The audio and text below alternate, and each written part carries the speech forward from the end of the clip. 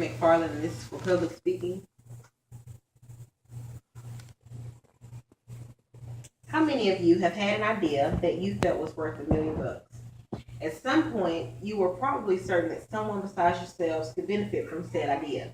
Now, being that I am not standing before any inventors, I'm going to assume that you've never come up with an idea or an invention and acted on it. Was it because you may not have known where to start? I myself can relate to not knowing exactly where to go first when and if that idea does happen. After some research, I've come to find that the first thing you need to do is research your idea to make sure that there aren't any others that are already out there. But the most important thing that you should do is patent your idea. By reviewing ideasuploaded.com, and I read an article titled 20 Successful Inventors Offer Their Advice to Aspiring Inventors. And there was some extremely good advice that could be very conducive to aspiring inventors. In the handouts that you all have, you can look over them in leisure time. There was one that stood out from a mom by the name of Claire Mitchell that invented Chili Peeps, which comes in the form of a teat and spout, and it attaches to ready-made baby formula and water bottles for moms on the go. She said, "Life's too short and you only get one chance at life, so just do it. Get your free half hour with the patent attorney, research and see if your idea is a good one, then go from there." Claire's invention is now a multi-award winning invention that's selling worldwide.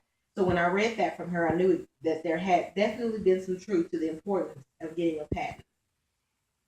So that's where I started our research first. In the upcoming slides, we will be going over the essential steps that should be taken when patenting an idea. So if you would, please direct your attention to the screen here.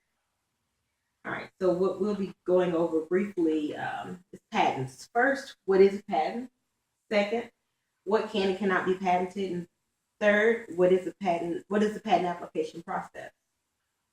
Okay, so for starters, the definition of a patent is it's a property right granted by the government of the United States of America to an inventor who exclude others from making, using, offering for sale, or selling the invention throughout the USA, or importing the invention from the US for a limited time in exchange for public disclosure of the invention when the patent is granted.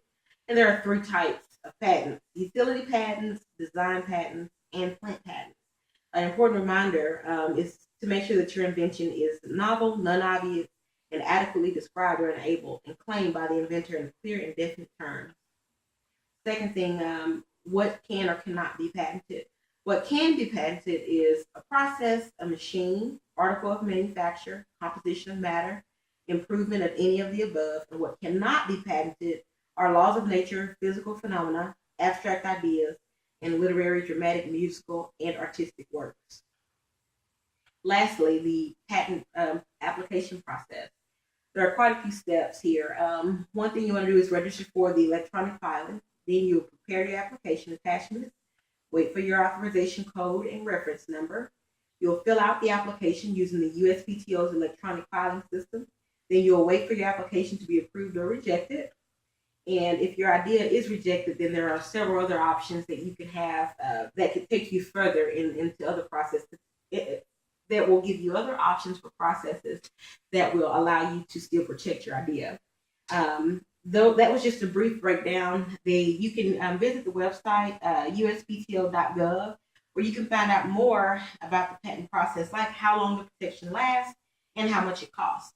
I hope that you all can agree that the material that I found on patenting an idea was very informative, and I hope that you not only put the information to use for yourselves, but that you pass it along with your friend, family member, neighbor, or colleague who may share with you that they have a new bright idea. In my opinion, some of the most successful inventors were people who had ordinary lives and minimum funds to work with, but they gained a vision and they had an extra spark that a lot of us don't allow to ignite. Best of luck to all of you in advance in your future endeavors and the next big ideas. Thank you.